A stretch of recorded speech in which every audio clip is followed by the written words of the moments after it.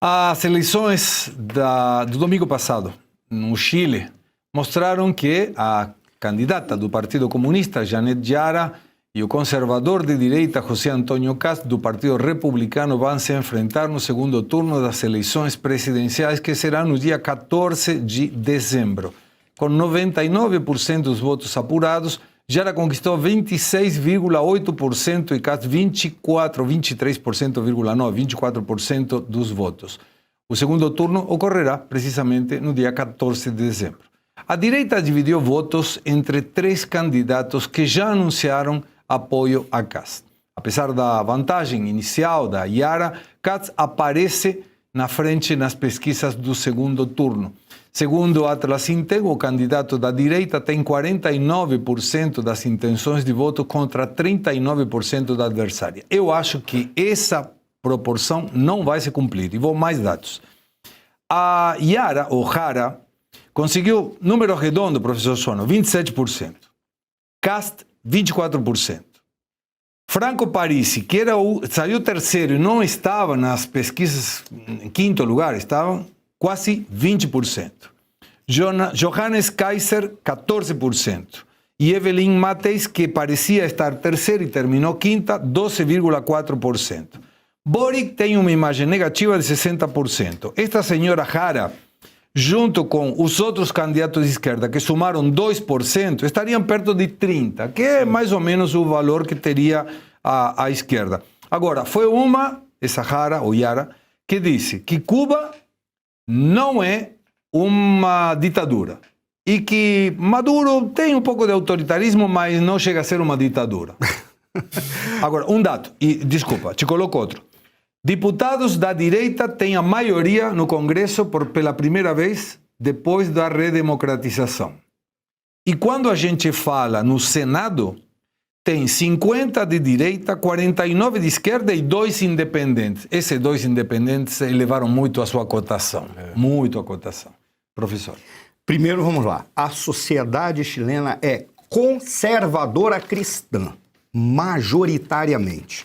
As eleições, elas não reproduziram, quando Boric foi eleito, aquilo que era a realidade.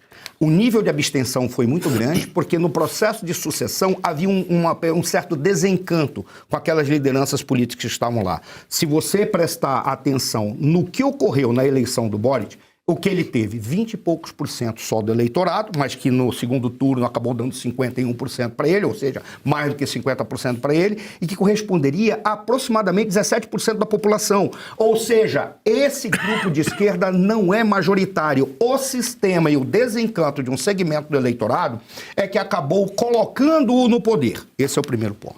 A prova de que isso é verdade é que quando ele fez a Constituinte e ele apresentou uma Constituinte totalmente de esquerda, com valores de esquerda, destruindo a sociedade chilena, ele foi reprovado e tomou um pau no plebiscito que veio logo a seguinte, numa proporção que eu acho que é a proporção que pode chegar agora, de 60 a 30 e pouco, 60 a 40%, ou quase 70%, porque é isso que representa, se não houver um desencanto e se não houver uma abstenção muito grande.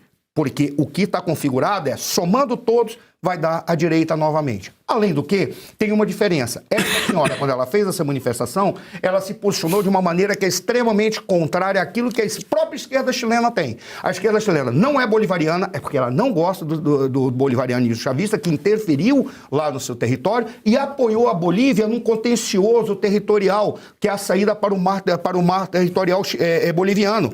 Não à toa, na base de Iquique do Chile, você tem um conjunto de caças F-16 apontado diretamente para a Bolívia, porque a possibilidade de um confronto entre Bolívia e Chile sempre foi intenso. E quando os bolivarianos apoiaram os bolivianos, a esquerda chilena ficou pensando assim, e agora, o que a gente faz? Somos a mesma esquerda que eles? Dizem, não, nós somos ortodoxos. Quando veio essa senhora e falou isso, é provável que ela perca apoio, inclusive, de segmentos de esquerda.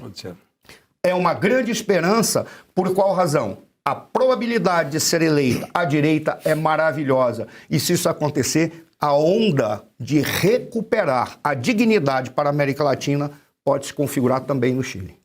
O presidente, ou a presidente do México, Claudia Sheinbaum, condenou a violência que aconteceu numa marcha de protesto na cidade do México no último sábado. Foi violenta. Cláudia defendeu protestos, mas de maneira pacífica. Milhares de pessoas protestaram em todo o México sobre a bandeira da geração Z, denunciando o aumento da violência após o assassinato público de um prefeito que atuava no combate ao crime organizado no início do mês. Na cidade do México, um pequeno grupo de manifestantes encapuzados derrubou as cercas ao redor do Palácio Nacional, provocando um confronto com a polícia com um hashtag #NarcoEstado. André. Pois é, Segre, é claro que a gente tem que condenar toda a violência, todos os atos de violência, mas o que preocupa, sobretudo, é que os governos de esquerda na América Latina como um todo, eles enxergam a violência, inclusive, ou sobretudo, a violência do Estado como ilegítima. Isso tem criado um problema sério. A violência, ela é ilegítima se ela for feita sem uma razão, se ela for feita desprovida de estratégia, mas a violência com uma finalidade moral dentro e exercida pelo Estado, ela é sempre legítima. Isso me parece que tem se perdido. A gente tem criado uma falsa e hipócrita dicotomia, né, entre usar a inteligência e usar a violência. A gente tem que somar as duas coisas e é isso que vai realmente combater a criminalidade. A gente até, e falando nisso, tem uma outra dicotomia que aqui no Brasil é muito comum e tem sido promovida pelo STF, que é a dicotomia entre a hipocrisia existente entre violadores, ministros violadores dos direitos humanos e que saem por aí ensinando direitos humanos ou ensinando. Como é isso? A gente tem um print aí, não tem? Mostrando o nosso palestrante do mês. Cadê o nosso palestrante? Larissa, vamos ver aí o palestrante, estão colocando. Você está se referindo a um ministro do STF? Ah lá, puxa vida. Olha só. Olha quem aparece. Pois é, palestrante confirmado, 26º Congresso Nacional do Ministério Público, realizado agora, dia 11 a 14, e no Distrito Federal teve como um palestrante que encerrou o evento. Ele é realmente o ministro Moraes, é para acabar mesmo. Então ele encerrou o evento, Sim. O evento do Ministério Público foi encerrado pela palestra do Moraes. E aí chama a atenção duas coisas. Primeiro, curioso, né? O Moraes, ele palestrando no Ministério Público. É o lugar dele mesmo, ele é o acusador, ele é muito mais acusador que juiz, então está no lugar certo. Mas chama a atenção, sobretudo, a quantidade de empresas que estão patrocinando um evento do Ministério Público. Veja, a gente perdeu completamente a noção, é aquilo que eu falei da hipocrisia, né? Empresas, sobretudo porque elas podem amanhã se tornar réis dentro de processos, não devem patrocinar eventos de instituições como o Ministério Público. E mais, essas empresas não poderiam patrocinar um evento em que tem um ministro sancionado pela Magnitsky.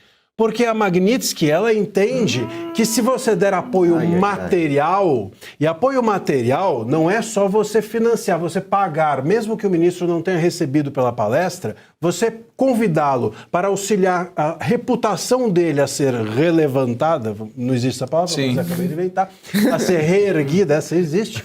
Então, nesse momento em que você auxilia a reputação, a imagem de uma pessoa sancionada, a Magnitsky entende que isso é uma espécie de apoio material e podem essas empresas receber sanções secundárias. No entanto, curiosamente, você tem empresas, por exemplo, nesse hall grande de patrocínios, né?